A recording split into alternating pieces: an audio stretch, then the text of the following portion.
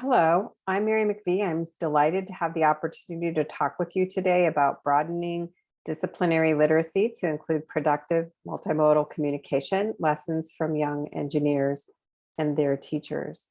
I just want to acknowledge really quickly my collaborator, Dr. Lynn Shanahan, and also research support from Katerina Silvestri. Also, this work was made possible by contributions from teachers, school leaders, and children who brought a great joy of discovery to this project. So thank you to all those folks.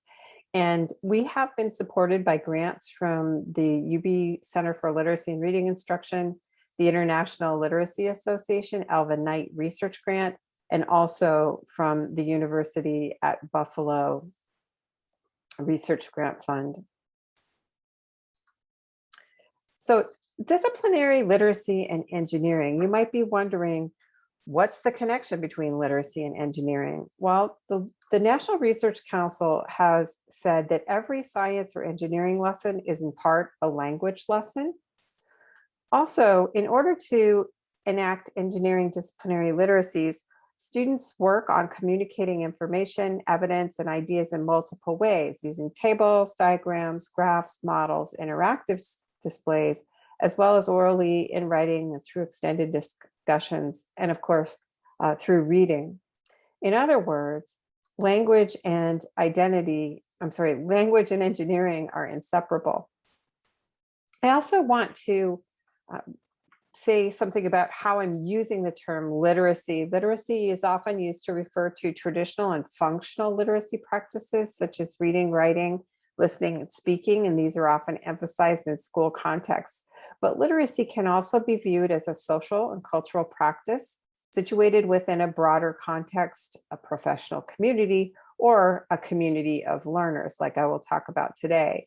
So today, when I refer to literacy, I'm talking about this broad sense of language in use, particularly for a community of young engineers. There are several key points that are relevant to the shift from content area literacy to disciplinary literacy that has informed our work. If we think about historically, the fundamental purpose of content area literacy instruction was to help students gain accepted knowledge in a discipline such as social studies, chemistry, or math, and other subjects. Teachers also taught a series of strategies or skills and generalized the use of those strategies across the content areas. In contrast, the focus in disciplinary literacies is on language and use within specific disciplines. For example, reading, writing, talking, thinking, and acting in engineering. While strategies are still considered important and helpful, it's also recognized that different disciplines often require specialized strategies and language practices. Furthermore, a critical goal of disciplinary literacy is to develop students into disciplinary insiders with a sense of agency and ways of communicating that are specific to the discipline.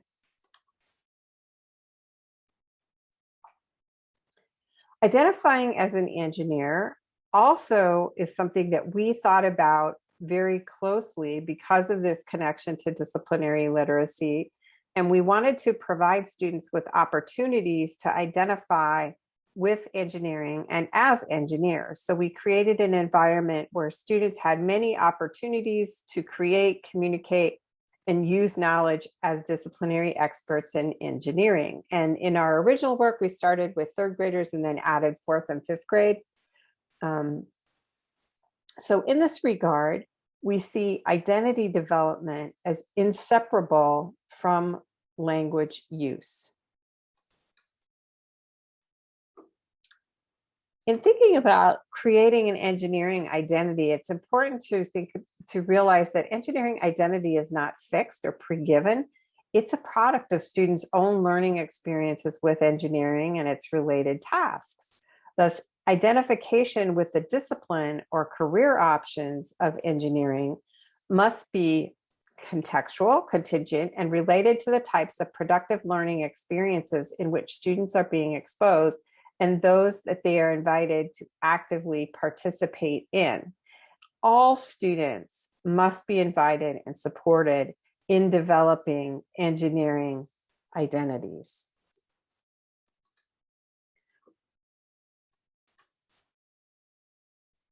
Engineering is for all students. While teaching engineering at the elementary school level is still at an infancy stage, in K-12 settings, engineering hasn't commonly been taught. Traditionally, there is some engineering courses that have been offered in high schools, and oftentimes these have gatekeeping requirements, whether they're during the school day or after school clubs even. Oftentimes these have been tied to gatekeeping requirements such as having high test scores or excellent academic performance or being on a specific college career track. This is starting to change somewhat, but this has been typically the way things are, even in middle schools and elementary schools where where engineering programs are beginning to be offered. Sometimes these programs are aimed at high performing students. Students who are English learners, reluctant learners, or students who struggle with behavior, attention, or academic performance are oftentimes excluded from these types of engineering programs. This is a mistake because engineering is an excellent means of developing literacy, language, and immersing students in environments with multiple means of supporting language use and lots of avenues to learning. The Next Generation Science Standards and the National Research Council both point to the importance of language, noting that all science and engineering lessons must also be lessons in language. A number of scholars have explored language, particularly in a classroom setting, through talk, and talk is essential, especially discussion in classrooms. But one of the things that we started thinking about was that in using various terms to refer to talk, it put a lot of attention on one particular modality, whereas we have all of these different other types of modalities, from gesture to sound to the way we use our bodies to the way we move. And so one of the things that we started doing is, with our teachers, we decided that we would use the term productive communication to refer to all these different modalities. So on a daily basis, schools oftentimes privilege the use of words, of speaking, writing, reading. But in engineering, there are many opportunities to use many different communication modes. Students use drawings, gestures, materials, movement, and artifacts to communicate their ideas. So I'll share some of these in a bit. But using many of these modes is particularly helpful for working with students who are still developing proficiency in English, also students who may not have achieved grade level proficiency in reading and writing, or students who are challenged by spoken expression due to a variety of factors. In the next section, I'm going to share with you just a little bit about our Engineering Literacies Club and the productive communication model, and then some examples of that model being enacted. So Engineering Club met 60 minutes twice a week for 7 weeks. It began with third graders. We added fourth and fifth grade in consecutive years. It was open to all students, any student, regardless of their English proficiency level as measured by the state, regardless of their academic performance, and also regardless of their behavior. So we had students who were having interventions during the week for various behavior, but they were all able to participate in Engineering Club. And also, I'll say that we never had any behavioral issues in our in club, which was also an interesting, unexpected outcome. We used a project-based learning approach to learn by doing, to apply ideas, and to solve problems. Students collaboratively engaged in solving 3 different challenge problems, and each lesson stressed the mindset of thinking, acting, talking, reading, writing like an engineer. There were expectations for productive communication. The teachers modeled and discussed these expectations and what was productive communication, and in large group mini lessons throughout. Our overarching goal was to engage elementary students in problem solving by using the NASA model of the engineering design process, and to develop the productive communication of students. We also had the goal that students would enact particular identities, at least at some level. Given that enacting an identity in engineering requires students to read, write, think, act, and talk like engineers, one of our goals throughout our after-school program was to actively engage them in the engineering design process so that they could develop a positive identity toward STEM-related fields, and in particular, engineering. We drew upon the NASA engineering design process model, which includes having the students go through these various steps you see here on the screen, and we'll look at some of these in a moment. I should also say there are many different design process models for engineering. There isn't just one approach to this. It is important to note that the engineering design process is different because it emphasizes problem solving. It is different from science inquiry models. So I want to play for you. I think it's always helpful to get a sense of what things look like in action. So I want to play a video for you that just gives a little bit of an overview of the kids in action, interacting with each other, with objects, materials, artifacts, and going through the engineering design process.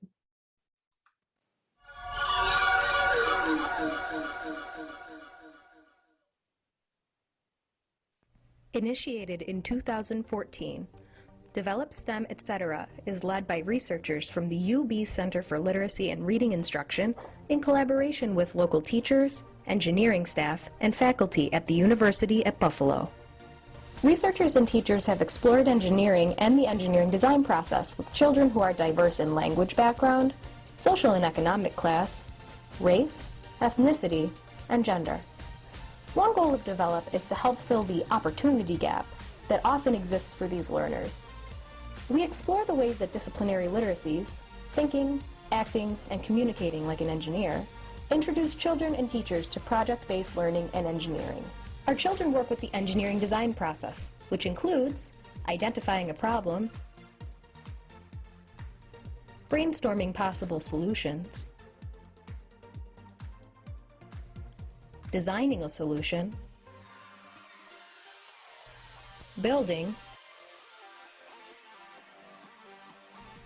testing and evaluating, redesigning, and finally sharing a solution. Let's take a look at some of the exciting things that we've explored in Engineering Club so far.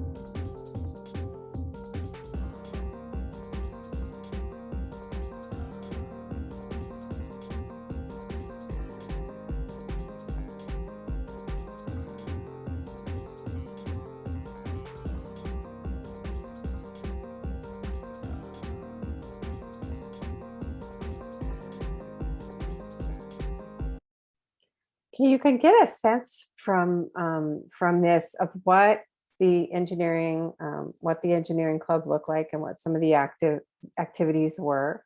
As noted, also in talking about productive communication, we specifically chose this term. So I want to talk about what does productive communication look like during the engineering design process.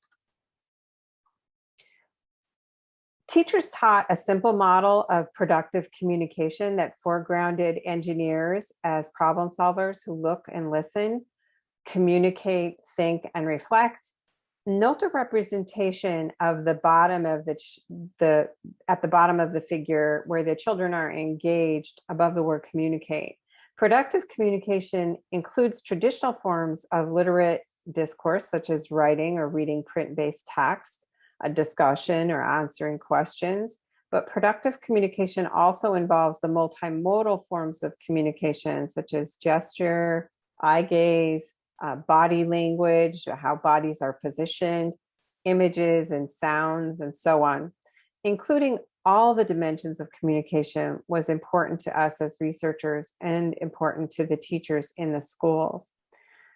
Teachers also wanted to emphasize communication modes that were effective in getting the message across, but were respectful. So, for example, rolling one's eyes may be an effective means to communicate a lack of enthusiasm for a classmate's design. It's not particularly considerate to another learner's idea. So productive communication also allowed students to challenge one another. Teachers talked about how to challenge what was appropriate argument or disagreement, but also ways of doing this that were productive for learning and that involve sharing of ideas rather than outright argumentation or power struggles. Identifying a problem is a key part of the engineering design process, and this can be done in a very open-ended way where children work to identify problems and then they propose solutions. In our case, we actually identified the problems for the children just because we had a very short time span for these. So one of the problems that the children were introduced to was the idea that the Peace Bridge linking the US and Canada was too small. A lot of traffic gets backed up. And this is an actual situation in Buffalo where we are. It has produced a lot of air pollution in the communities that are right along where the traffic backs up. So the proposal here is to create a model of a new bridge, one that's going to permit more cars to cross and also solve the problem of the dirty air being affecting the communities. There are also other requirements, like the boats must be able to pass under the bridge and how far the bridge must be in terms of the span. And the children were given these specific client requirements as part of their project. Brainstorming is also a key part of the process and requires engaging in productive communication. The brainstorming is very familiar in classrooms, even if people aren't familiar with engineering. In Engineering Club, brainstorming also entailed exploring and considering materials and properties of materials, and also using other modalities of disciplinary literacy, such as sketching, discussing, and arguing for particular ideas or designs in an appropriate manner. Here's an example of productive communication and shared brainstorming. Dimitri and Fatima are effectively collaborating to share their ideas based on sketches and individual brainstorming during their bridge project. Dimitri says, Fatima, my idea is we can have cars go 4 separate ways. Fatima asks, all the way to Canada? In the middle, they will separate? Dimitri, these are the podium things. And he's showing the wooden blocks that are part of the bridge span that will hold it up, and the lanes all lead to Canada. Now tell me about yours. Fatima says, these are the bricks. These are the popsicle sticks to make it wider. Dimitri says, my idea, see this line? They will be the balsa sticks to balance the popsicle sticks. If that's not enough support, the popsicle sticks can go on top of it. While the materials that these 3rd grade engineers are using are popsicle sticks, balsa wood, and wood blocks, and other things, we see the children engaging in productive communication and some of the same practices that real-world engineers use. The children are engaged in sketching and using this as a focal point in their communications about designs. We also see that Fatima, in turn 2, asks an authentic question regarding the design sketch to seek clarification. Dimitri, in turn 3, practices turn taking. Now tell me about yours. And both children explains their designs to the other as they also practice listening. During this process, the children are also engaging in important identity work. In this next excerpt, we illustrate the importance of language and collaborative engagement in identity development. Here, Fatima, Dimitri, and James have been working as packaging engineers to design an improved candy bag. They struggle with how to use the materials, plastic and foil, in their shared design. Their teacher, Mrs. Stasic, comes by and says, "When you were doing the brainstorming and planning, what did your group say?" "Fatima, first we were going to use both of the plastics, but it was hard, so we folded just one. Then as a team, we all agreed on one plan." Dimitri says, "We had two different ideas and we put them together." Mrs. Stasic, "How did that feel?" Fatima, "We worked as a team and James put the J, F, and D on for our names." The specific behavior of working as a team had been exemplified through talking, exchanging ideas, including drawings and sketches, and discussing a plan, making and compromising. These activities had been repeatedly emphasized, modeled, and supported by the teachers. The children also inscribed their initials on the end product, a childhood ritual indicating ownership and collaboration. Also worth noting is Fatima's ease in expressing her ideas, even though she was the only girl in her group.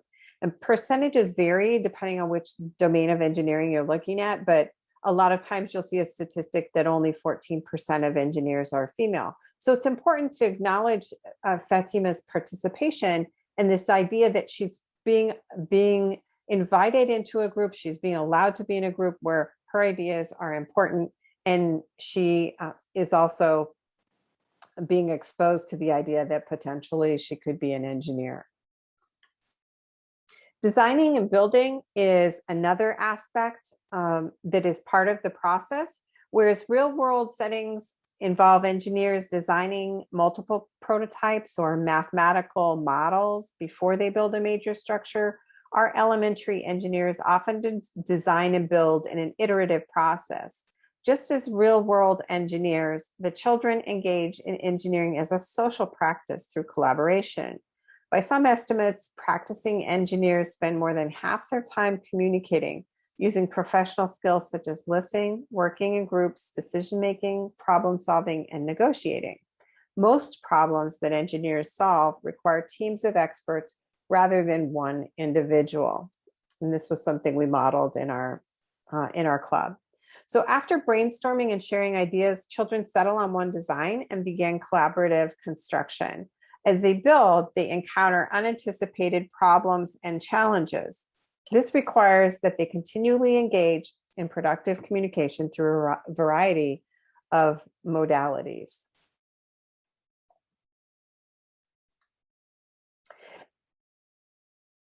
In this episode, between Ben and Dimitri, they were third graders in the club. And here they're eagerly working together to solve the problem of how to attach the back wheels, which are actually made from CDs, to an axle that's made from a pencil, and to a car body that's made from a foam core board. And this will all be powered by a rubber band. So they're making a rubber band car. Ben and Dimitri are very engaged. Note how they're gazing intently on their project. They're leaning in, really working with hands on, minds on as they design and build. They were a flurry of action on this day, building at the table, testing the movement of their car on the floor, redesigning. As they make meaning, they use all these different modalities of movement, of talk, of stance, of gesture, manipulating materials. The opportunity to learn through all these modalities is particularly critical for Ben, whose first language is Chinese. At the time of the excerpt, Ben had been in the US for about 6 months and was still an emerging bilingual English learner. Yet Ben and his partner Dimitri had a clear understanding of the importance of engineers working together to solve difficult problems. And Dimitri says, "It's hard, Ben, very hard." Ben replies, "But if we two work together," Dimitri adds, "it's not going to be too hard, because we too have great ideas." And these two were a joy to watch working.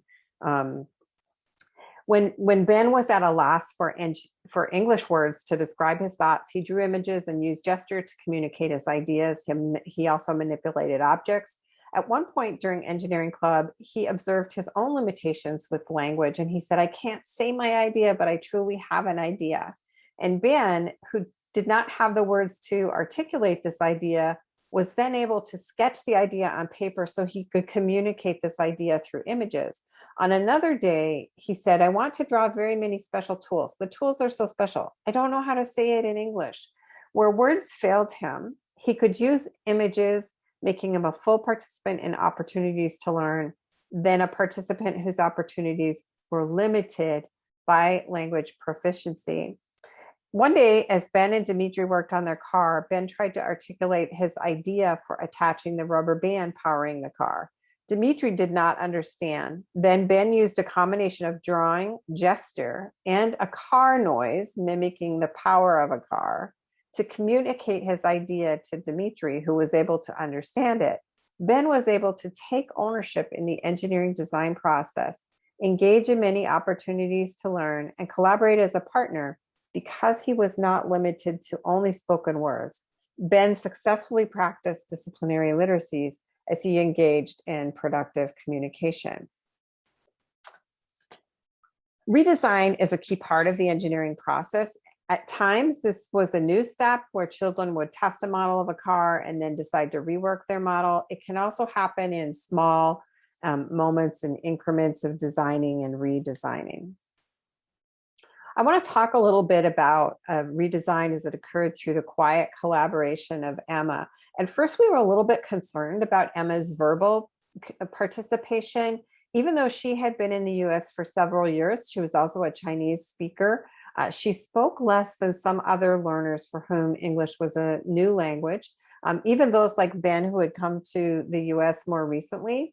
In examining Emma's participation, we found that she was indeed very quiet, but over her 3 years of participation in engineering club, she still remained soft-spoken, but she was always an engaged student and was becoming fully bilingual over her years in the US. Mrs. Stasek, her teacher, recognized Emma's quiet but thoughtful stance as a learner. She said, "She's so intense and she doesn't express it like most kids her age do. She was always interesting to go over and just say, 'How are you doing? What's going on?' And Emma was always ready to give you a deep answer of where she's at, where she's going. She was highly engaged every time I saw her." Realizing initially that the research team had viewed Emma from a somewhat deficit perspective, that is, we assumed since she wasn't talking, she didn't or couldn't understand and that she wasn't that engaged, we decided to look more closely at her participation. Emma's case is important for several reasons. She makes substantial contributions to her group. On one of the first days of this project, which was a bridge project, Emma and Amina worked together because Nadia, who is on the right in this photo, wasn't here. And then when Nadia joined the group but seemed hesitant, it was Emma who said, "You want to help?" And then she showed Nadia how the girls have been making pillars for their bridge. And her role in inviting Nadia into the group was essential to Nadia's participation and ultimately to the redesign of their bridge.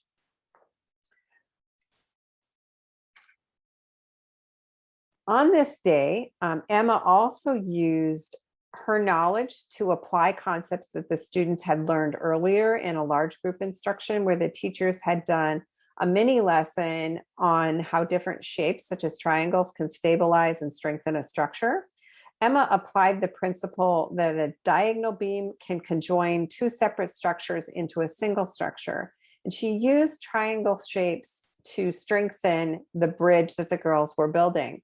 Initially, while she didn't verbalize this to her group, she tested out popsicle sticks. She used material objects to try to solve this problem.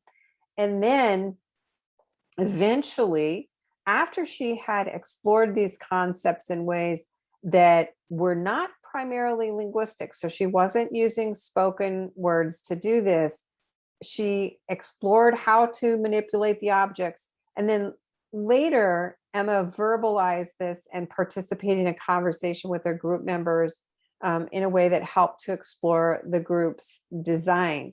Emma's example again reminds us to focus on multiple modalities for meaning making and to avoid privileging only one form of meaning making, for example, talk in English. Emma demonstrates that engagement is not represented through talk alone. Her efforts are collaborative and team-oriented, and these types of experience are critical for students, but even more so for students for whom English is a new language, or for students who are emerging bilinguals, and also for other students who, like Emma, may just be quietly introspective. So some key takeaways. Teachers and researchers must think strategically about issues of agency and learner identity to help create engineering identities and habits of mind for minoritized students and girls who are underrepresented in engineering careers and fields. These practices involve more than words. Schools often privilege talk or words in other forms. In productive communication, learners use reading, writing, listening, and speaking, but also gesture, touch, image, materials manipulation, movement, and other modalities for learning. Children enact identities as engineers as they engage in social practices and interactions related to engineering. Teachers enact identities as engineers as they engage in social practices and interactions related to engineering too. I haven't talked very much about teacher development today, but teachers are also engaged in some of the very same identity work as students. And the teachers we work with were an amazing group of folks. And not experienced in engineering, I should say. English learners such as Ben and Emma have increased opportunity to learn when engagement is supported through multiple modes of communication. This means that identity development is inseparable from language use. If we want to foster engineering identities or identities for any discipline, we must not only provide the language of the discipline, but provide opportunities to use this language in context while engaging in real-world practices. To do so, we must broaden our conception of literacy to include multimodal communication, especially to support students such as those who are still learning English, because these students are not cognitively deficit. They have the developmental and cognitive ability to engage in problem solving. Engineering can provide many opportunities for rich contextualized language learning and problem solving. And in conclusion, just a few resources that you can check out.